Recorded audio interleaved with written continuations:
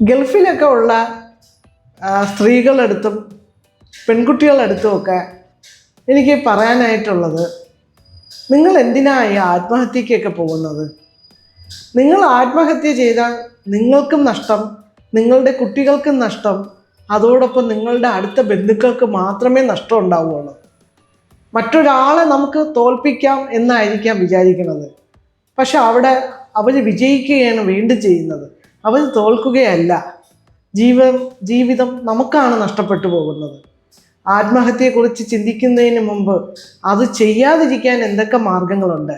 ഇപ്പം നമുക്ക് പൊരുത്തപ്പെട്ടു പോകാൻ പറ്റാത്ത വിവാഹ ബന്ധങ്ങളാണെങ്കിൽ ഉറപ്പായിട്ടും നമ്മൾ അതിൽ നിന്നും മാറണം.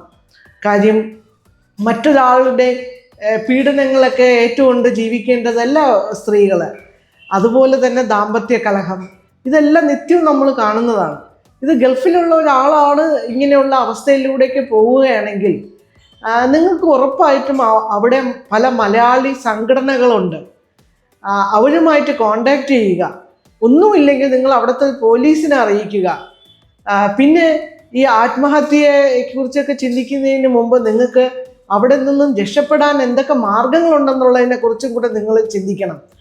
അതിന് വേണ്ട സഹായങ്ങളെല്ലാം നമ്മുടെ അവിടെയുള്ള പ്രവാസി മലയാളികൾ ചെയ്തു തരുന്നതല്ലേ.